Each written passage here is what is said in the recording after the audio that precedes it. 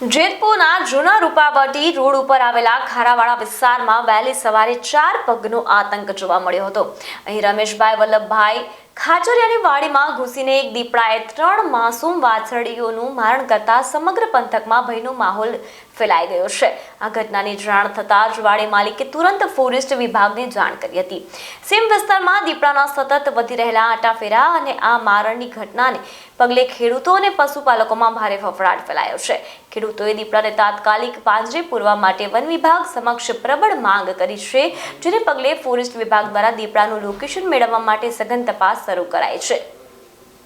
રમેશભાઈ વલ્લભભાઈ ખાચરિયા, મારી વાડી જૂના રૂપાવટી રોડ ખારા વિસ્તારમાં આવેલી છે। રાત્રિ દરમિયાન જંગલી પ્રાણી દીપડાએ 3 વાછડીનું મારણ કરેલું છે।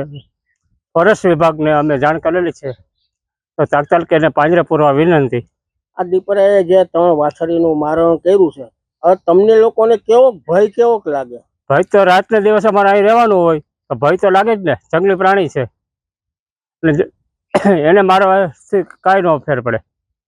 રાત્રિ દરમિયાન તમારે અહીંયા આવવું હોય તો હવે ભય લાગશે? ભય તો લાગે જ ને સાહેબ। ભય તો અમારે રાત્રે દરમિયાન આવે ત્યારે હાથમાં લાકડી કે એવું કંઈક હથિયાર રાખવું જ પડે।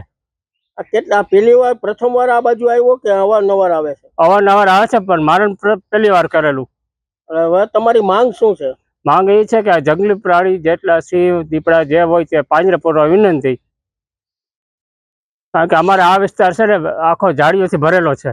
ખારા પાટમાં જંગલી બાવર, ગાંડા બાવર બધું વધારે છે, એટલે રાતને દિવસ દીપડા એમાં લઈએ।